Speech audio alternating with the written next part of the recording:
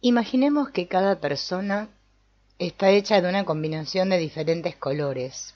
Unas tienen más cantidad de un color que otras, como un arco iris. Unas tienen más verde, algunas más amarillo y otras más azul.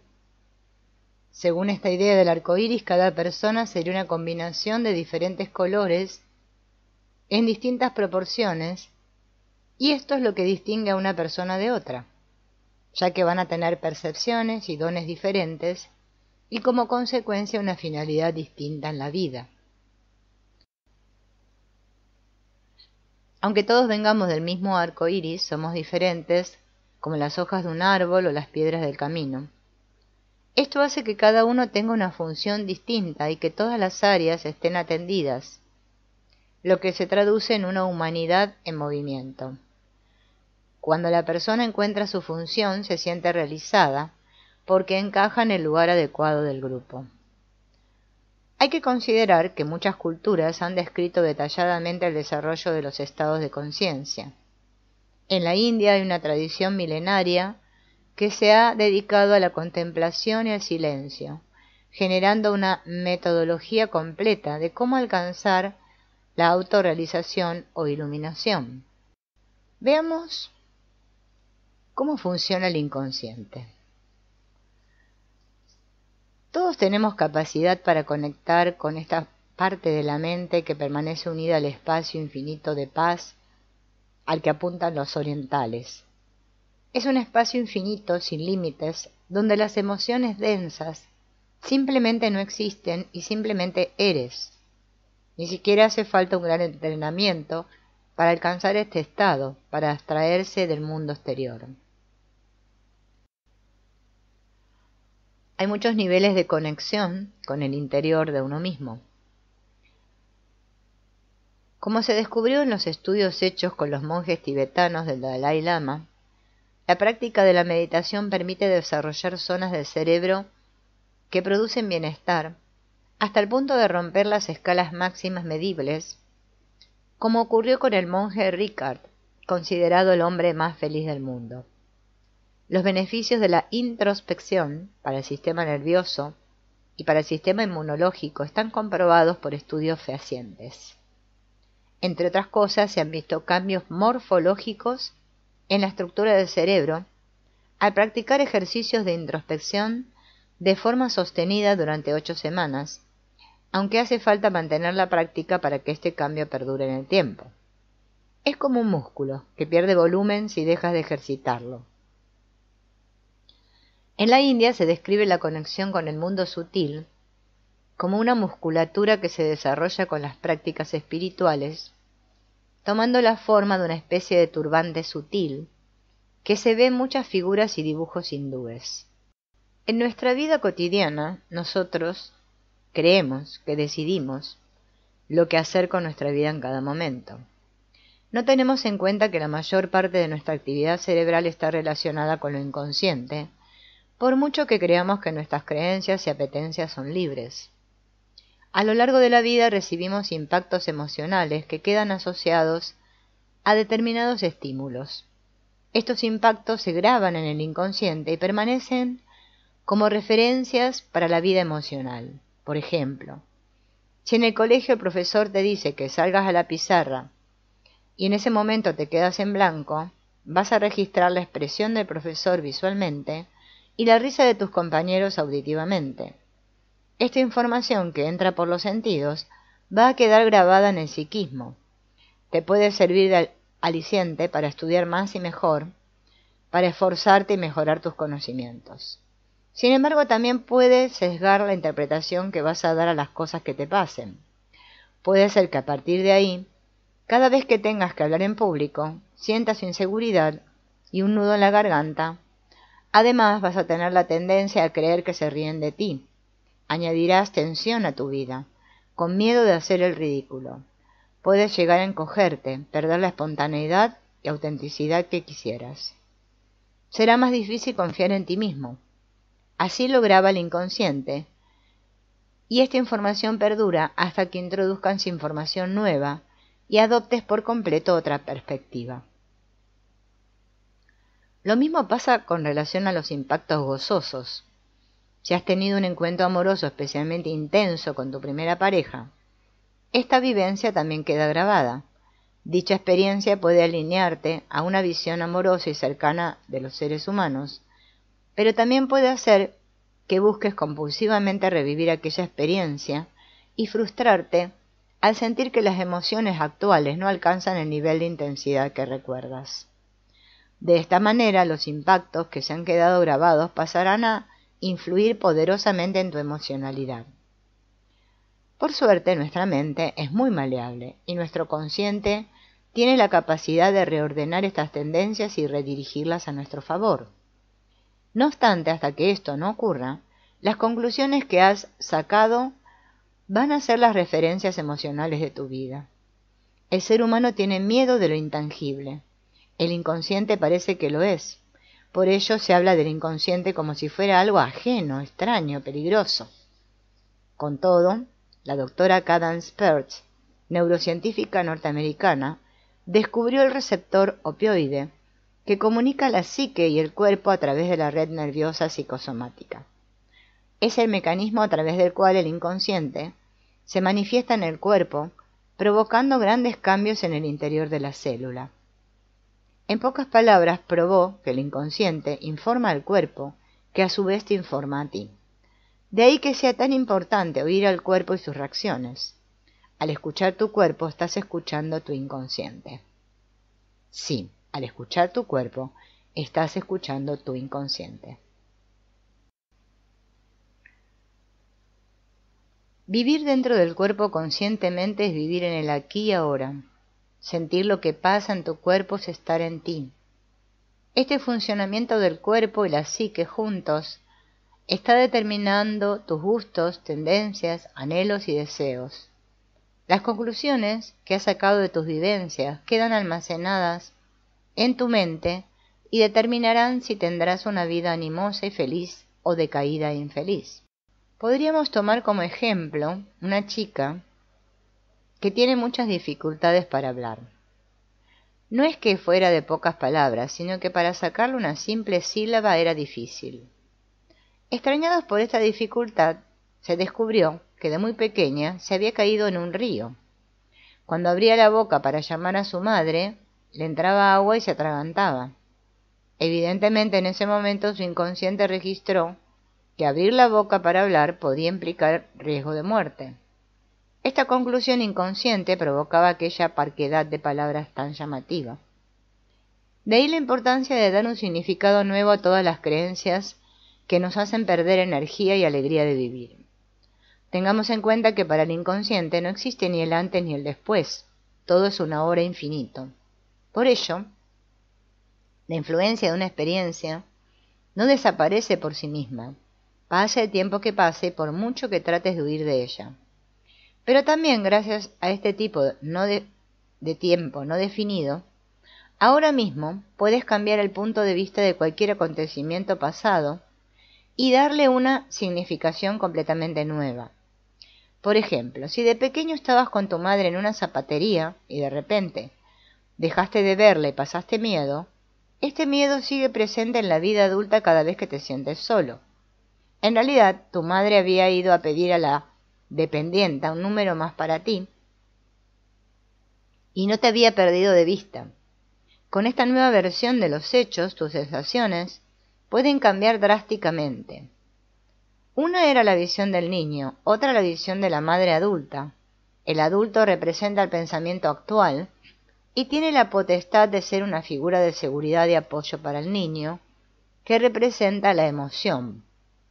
Con nuestro hemisferio derecho tenemos la función de conectarnos con el mundo sutil. Salimos de fábrica preparados para estar en contacto con lo que no tiene forma y vibra. El inconsciente es el traductor de este mundo energético sin forma, al que responde el cuerpo, aunque no siempre nos demos cuenta. La experiencia terapéutica muestra que vivimos y respondemos a un mundo energético. Somos conscientes de la realidad sutil que nos rodea. A fin de cuentas no sabemos de dónde venimos y luego iremos a un lugar también desconocido. Basta mirar al cielo para ver el infinito, lo misterioso y desconocido. Es indiscutible que antes o después nos va a tocar el contacto con lo sutil y tomaremos conciencia de nuestro breve paso por este mundo físico. Cuando pensamos que cada día puede ser el último, vivimos la vida de otra manera. Las cosas se relativizan y los dramas pierden fuerza. No hay duda de que los acontecimientos más importantes son la vida y la muerte. En medio de esta está el culebrón personal de cada uno. La visión transpersonal nos permite experimentarlo de un modo diferente. La materia no es la única realidad. El inconsciente determina tu percepción y tu cuerpo te está hablando.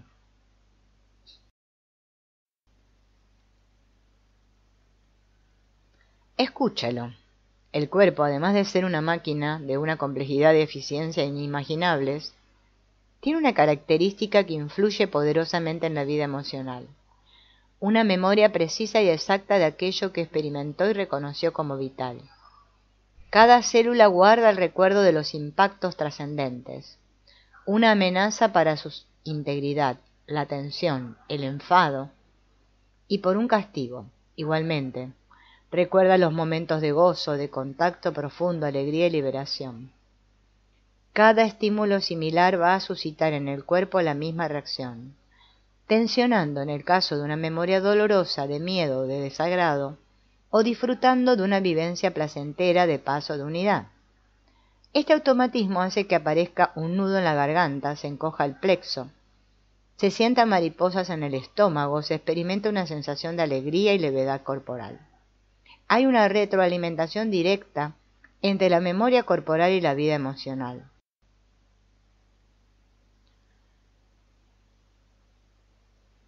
En nuestro campo se habla mucho de conciencia, otra palabra sobre cuyo significado no hay mucho consenso, aunque la etimología de la palabra gira alrededor del conocimiento.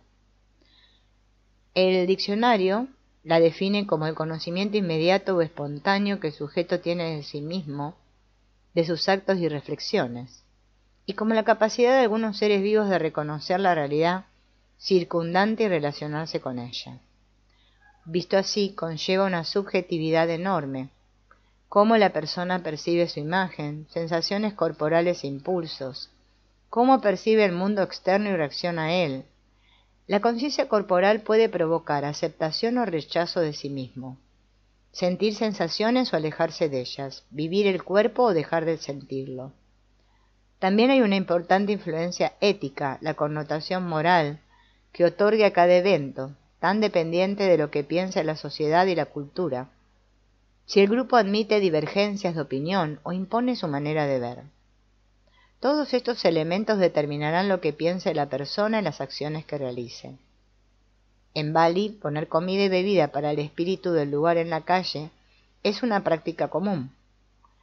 Si haces esto en Europa, van a tomarte como alguien muy raro. Veamos la importancia de la atención. No existe conciencia sin atención. Es más, la conciencia va a estar constituida por lo que llama la atención del individuo. Puedes pasar la vida dando clases en una escuela. Si no has puesto tu atención en la máquina de café, simplemente no existe para ti. Los elementos entran en la conciencia cuando posas tu atención sobre ellos y pasas a ser consciente de su existencia. Por ese motivo la atención es todo. Va a tener un papel significativo en tu vida aquello en lo que pones tu atención. Si pones la atención en tu interior, su contenido va a ser tomado en cuenta. Si tu atención se pierde ahí fuera, te has desentendido de ti mismo. Hasta corporalmente la atención es fundamental. Si pones la atención en tu mano izquierda y mides la circulación de la sangre a través de ella, vas a ver que esta ha aumentado y deducirás que la circulación es un movimiento energético vital. Es como si la atención revitalizara la parte de tu cuerpo a la que atiendes. Cobra vida con la atención y marchita si la ignoras. Si no pones atención a tu alma no existe. Si no pones atención al mundo sutil, el mundo sutil no existe para ti, aunque esté por todas partes. La atención es lo que da existencia, presencia y verdad a las cosas. Por ello, decidir dónde escoges poner tu atención va a determinar tu tipo de vida, ni más ni menos, tanto dentro como fuera de ti. Solo existe aquello a lo que prestas atención. Al fijarte en tu mundo interior, comienzas a saber lo que necesitas de mente, de cuerpo y de alma. Luego el trabajo sobre ti mismo comienza por ahí. Si sabes cuáles son tus sensaciones, empiezas a existir para ti mismo. ¿Cómo conocerse sin darse atención? Al final, amor es atención. Muchas personas evitan entrar en contacto con sus emociones porque tienen mucho dolor acumulado en su interior y quieren evitar tocarlo. Como resultado pasan la vida huyendo, incapaces de intimar consigo mismos. Gastan mucha energía vital en esta represión y se alejan de lo que sienten y necesitan, viviendo una vida muy automatizada. Gran error, ya que solo atravesando este dolor van a encontrarse. Es como si tuvieras una caries en un diente. Cuando vas al dentista, el momento del torno es desagradable, pero una vez pasado el mal rato, aquello no vuelve a molestar. Hay que considerar que la emoción es el motor de la vida, lo que le da salsa y gracia. Solo llegas a estar bien emocionalmente si estás en contacto contigo mismo. También hay casos en que una persona evita mirar hacia su interior porque tiene miedo de su propia agresividad y teme perder el control.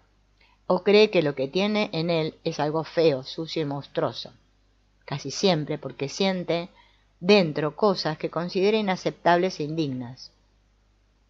El primer paso es la introspección. No hay otra manera de tomar la providencia necesarias para mejorar tu vida. Lo que se encuentra en tu interior es siempre un tesoro, una riqueza que no sabes que tienes. La única condición es deshacer malentendidos y viejos resentimientos que no aportan nada, para reencontrar alegría y vitalidad.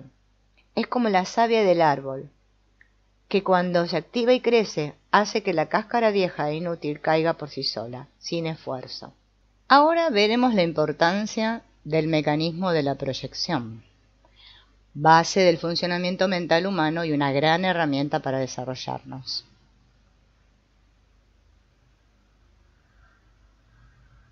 Si crees que el mundo es agresivo, vas a ver agresividad en los menores gestos o palabras que quizá fueron hechos o dichos completamente con otra intención.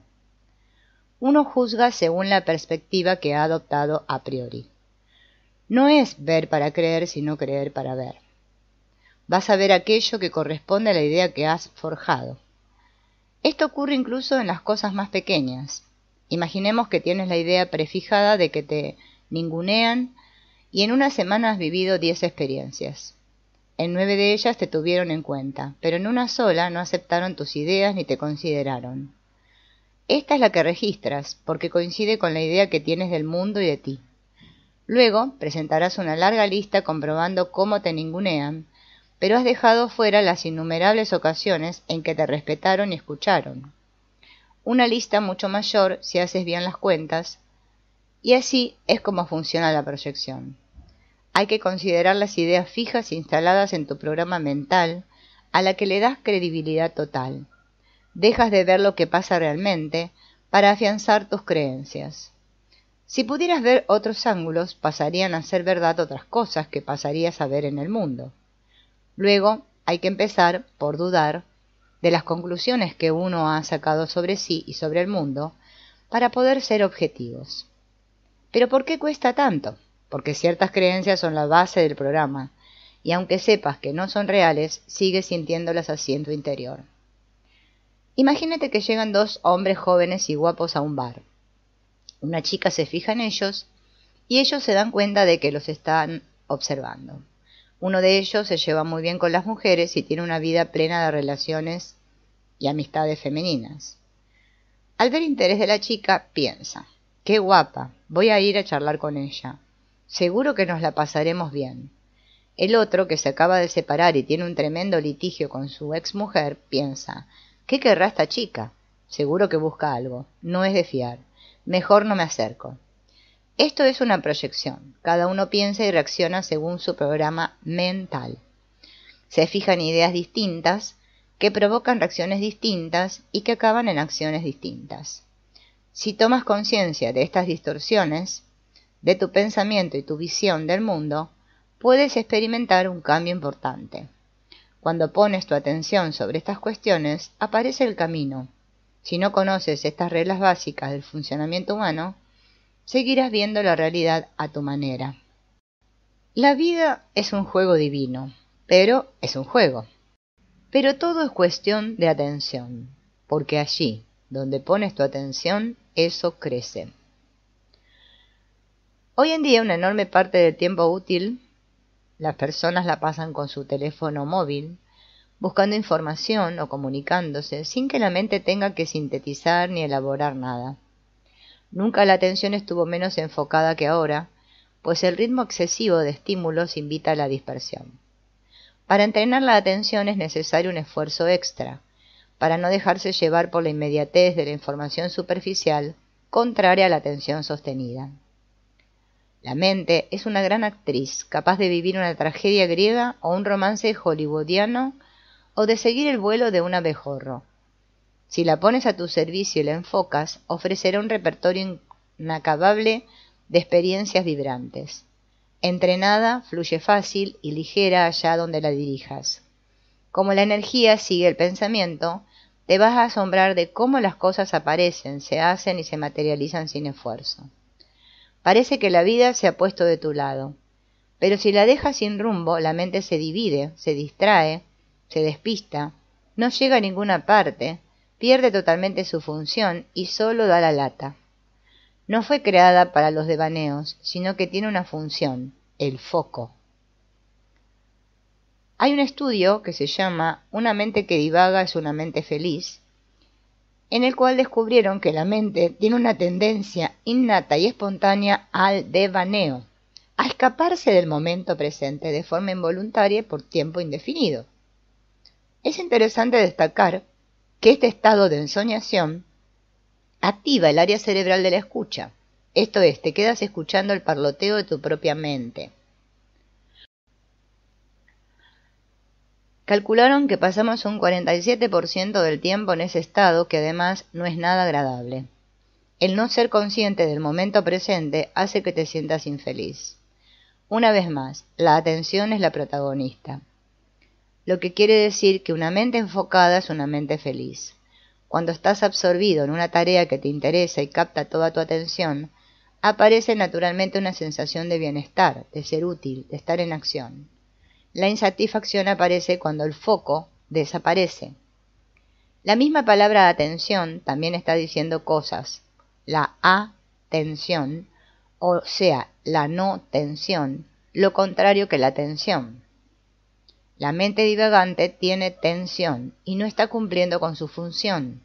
En cambio, la atención enfocada tiene objetivo y estrategia. Ocupas tu espacio y sientes tu presencia dentro de ti. Ten en cuenta que nuestra mente es adicta a hábitos, en realidad nos dominan. Si te acuestas de madrugada durante 3 días, te va a costar dormir a la hora habitual, porque el sistema nervioso ya ha creado una nueva rutina. Los hábitos se crean con las repeticiones, por lo que con muy poco entrenamiento puedes establecer un nuevo hábito para tu mente. No has de luchar contra viejos automatismos eternamente, sino que después de algunas repeticiones, el nuevo hábito se instala. Si estás habituado a la dispersión, puedes crear el hábito de enfocar la mente con un poco de esfuerzo inicial.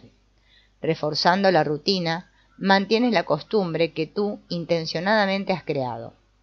Este tipo de cambios internos suelen tener un efecto contundente en la vida de la persona, pues se da cuenta de que puede controlar su mente. ¿Qué haces con tu atención? ¿La dejas saltar como un mono de rama en rama, rebotando y dando vueltas, o la diriges? ¿Te obedece o vas continuamente detrás de ella como si fuera un niño desobediente? ¿Qué es lo que impide que enfoques tu mente? Ya sabes lo que pasa con el desenfoque. Estrés, insomnio, ansiedad, obsesiones, apatía, pensamientos rumiantes. Cuando alguien se siente mal, trata de huir de la horrible sensación de angustia. Fuma, compra o come compulsivamente, toma alcohol y drogas, se pasa noches en vela en el ordenador. Algunos huyen hacia afuera, buscando estímulos, otros huyen hacia adentro, aislándose. Ni por asomo se les ocurre buscar la verdadera solución, que está siempre dentro de nosotros. Pero, para conectar con uno mismo, se necesita dedicación y decisión. Métodos hay muchos, eso sí, todos basados en el buen uso de la atención. Una motivación que dé ilusión, una firmeza de intención y expectativas realistas, son los filtros para llegar a una atención sostenida en aquello que quieres que medre, crezca y se integre en tu vida. Como la solución está en ti y en tu atención, ¿por dónde empiezas? Hay una cosa que va a estar siempre, mientras estés vivo, tu cuerpo. Si te focalizas en lo que pasa en tu cuerpo, te estás focalizando en ti, que es donde están ocurriendo las cosas. Automáticamente conectas con el momento presente sin perderte entre el pasado y el futuro. Pasas a poner la atención en tus emociones y tus sensaciones, empiezas a conocerte. Sea cual sea tu posición corporal, mientras no levites, tu cuerpo va a estar apoyado en algún lugar. Centrando la atención en los puntos de apoyo del cuerpo, pegado al suelo, a la silla, a la cama, comienzas a sentir tu presencia dentro de ti mismo. Vas a descubrir que tu cuerpo está siempre reaccionando a algo, a un pensamiento o a un estímulo externo. Al observarte descubres un montón de cosas sobre ti mismo, reacciones y sensaciones que nunca habías percibido antes, y empiezas a saber lo que pasa contigo. Si te distraes, la energía vuelve a tu cabeza y con ella la misma intoxicación de siempre. La cháchara mental, el inacabable conflicto de opiniones, entre el pasado y el futuro, entre lo bueno y lo malo. Descubres que volver al cuerpo es un placer. La cabeza se despeja, el corazón se abre, tu mente se enfoca. Eso sí, hace falta practicar, como cuando aprendes a conducir. Al principio son 1000 cosas que atender. Una vez creado el hábito de conducir, ya puedes ir pensando en cualquier otra cosa. Es como si pasaras la tarea de conducir a un secretario mental. Cuando vuelves a estar plenamente consciente, cuando aparece un coche inesperado, en ese momento toda tu atención vuelve al aquí y a la ahora. Mientras no hay ninguna novedad, lo haces en automático. Algo así exige el entrenamiento de la atención en el cuerpo. Volver una y otra vez a los puntos de apoyo de tu cuerpo y a percibir lo que está ocurriendo. Pasas de ser víctima de tu mente a ser amiga de lo más poderoso que te ha dado la existencia, tu atención. Pero hay algo más. Resulta que tu inconsciente no está por ahí, en algún lugar, en el aire, sino que está en tu cuerpo. Por eso tu cuerpo percibe tanto, sabe tanto. El otro día, la neurocientífica Nazaret Castellano contaba una experiencia en la que participó un grupo de personas que recibían diferentes tarjetas de cartulina que proporcionaban dinero. Al recibir la tarjeta no tenían ni idea de cuánto dinero les iba a tocar. Al cabo de un tiempo empezaron a sentir que su cuerpo reaccionaba de manera distinta con cada tarjeta, y así pudieron adivinar cuáles eran las tarjetas más valiosas. Se lo decía el cuerpo, que sabe más que nada. También las constelaciones familiares demuestran esta sabiduría casi sobrenatural del cuerpo. En estas prácticas simplemente se escoge a una persona anónima entre el público y a continuación se le pide que represente a alguien concreto, normalmente un familiar de la persona que está constelando. Después de una corta relajación se le indica que dejen que su cuerpo haga libremente lo que quiera, acercarse, alejarse, irse, echarse. Sorprendentemente, los movimientos y reacciones del representante coinciden de forma espectacular con la persona a la que está representando. Hay que tener en cuenta que no la conoce y ciertamente no la va a conocer jamás. La idea es que ambos, la persona que constela y el representante del familiar, tienen una interrelación, representada físicamente, por los movimientos de uno hacia el otro, y que al cambiar esta configuración cambiará también la dinámica que los relaciona. Aquí lo interesante es que no es la mente la que determina los movimientos, sino el cuerpo. La explicación es que el cuerpo tiene una información universal y puede captar energéticamente a la persona invocada. Parece un misterio enorme, pero es un fenómeno que lleva años siendo vivido una y otra vez por diferentes terapeutas y clientes. Decididamente concentrarse en el cuerpo es el primer paso hacia la interiorización. A partir de ahí comienza una gran aventura, un gran viaje para descubrir los tesoros interiores que estaban dormidos o han estado escondidos hasta ahora.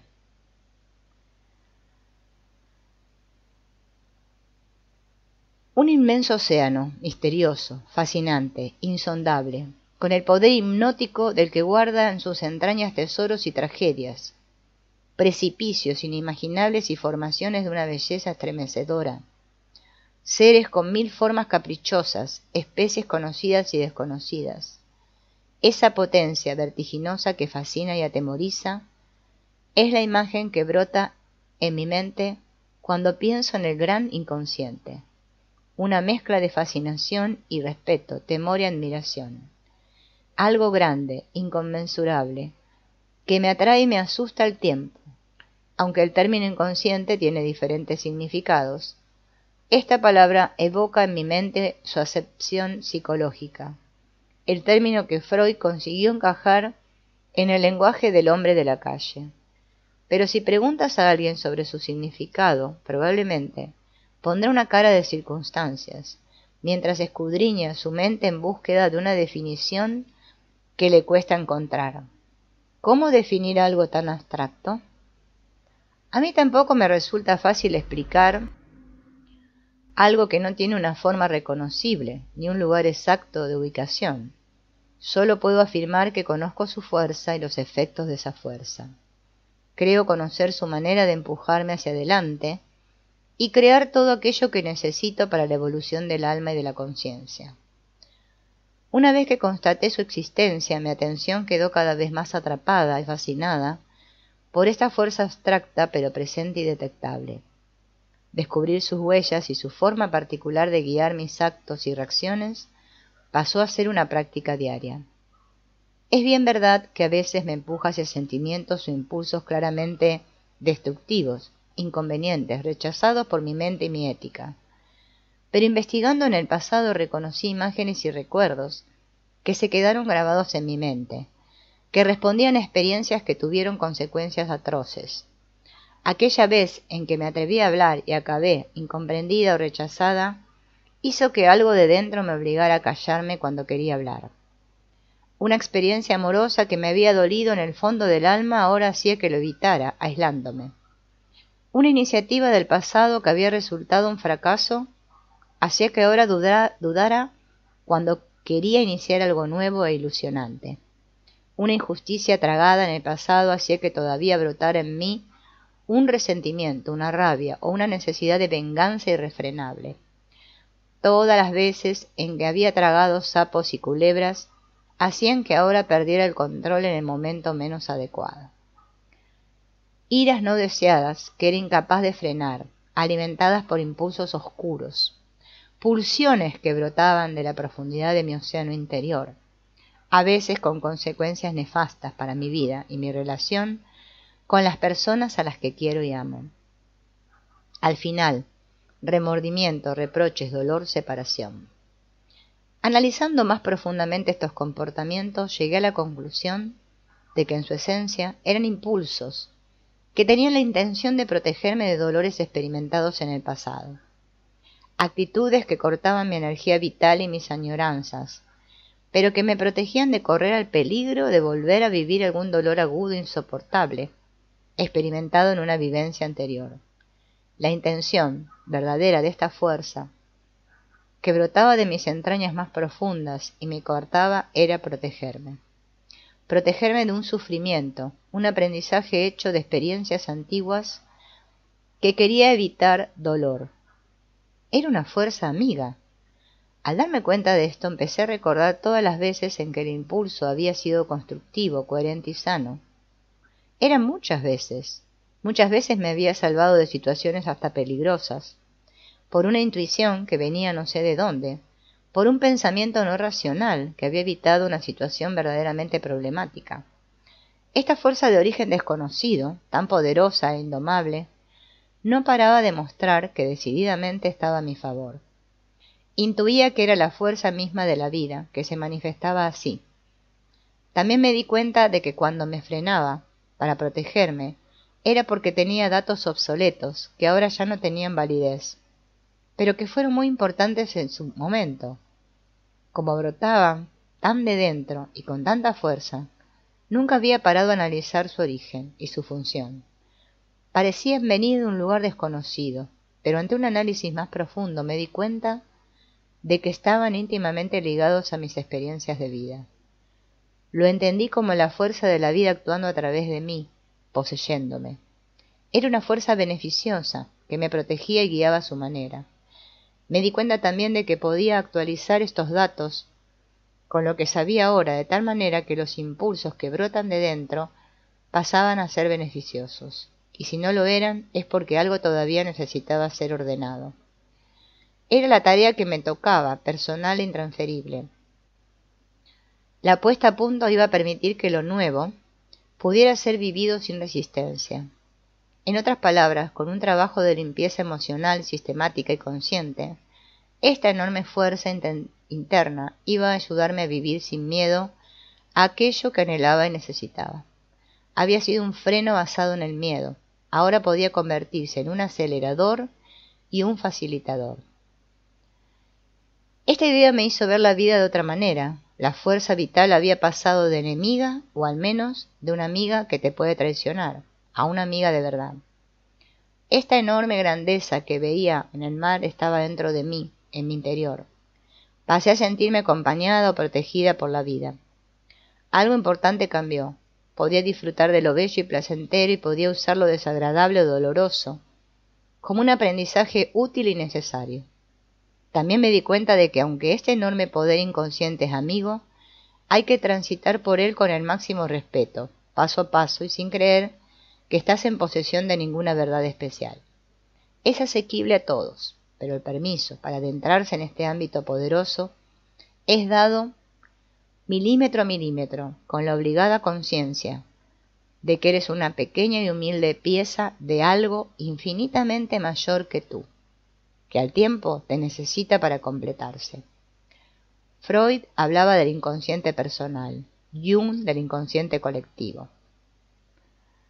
Me viene la metáfora de Internet, ubicada como el inconsciente colectivo en un lugar aparentemente intangible, una nube, pero accesible a tu ordenador, que sería tu inconsciente personal, que al tiempo tiene también su propia programación. Y todo ello diseñado para tu evolución como ser humano, como mente y como alma. Caí en la cuenta de que sin saberlo conscientemente llevaba año tras año en la creación de un profundo trabajo personal, de limpieza interior, de ordenación y actualización emocional, basado en el gran poder de nuestra mente, la atención. Prestar atención es la gran herramienta de la que disponemos, porque nos permite alinear nuestro ordenador personal con el gran poder, el gran océano, que está dentro y fuera, poderoso, amigo y en permanente creación. Esto que has escuchado expresa cuál es el camino que podemos seguir.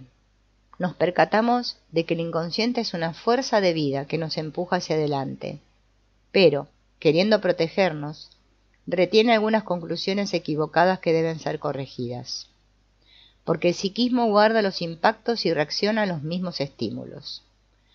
Con esta razón, puedes tener un rechazo inexplicable a la voz de una persona. Si alguien que te dañó en el pasado tenía una voz parecida, ese recuerdo inconsciente provoca un rechazo ilógico, al ser otra persona distinta. No es algo racional, sino visceral, y por ello es difícil comprenderlo con el pensamiento intelectual. Hay escenas que se quedan agazapadas en el inconsciente y de repente se activan. No importa que hayas pasado muchos años, tampoco que te hayas ido a vivir a otro país. El recuerdo sigue rigiendo tus sentimientos, ya que para lo inconsciente no existe el tiempo cronológico ni el espacio geográfico. Probablemente tienes muchos recursos que no tenías antaño, pero cuando se activan las emociones de una memoria vuelves a sentirte pequeño, indefenso e impotente. como el famoso ejemplo del elefante que de pequeño fue atado a un poste con una cuerda. Con el paso del tiempo ha crecido y podría arrancarla sin esfuerzo, pero sigue atado y pasivo, ajeno a sus recursos. La mente es como un ordenador. Cuando tiene un programa grabado, sigue el programa sin cuestionar, hasta que una información nueva lo cambie.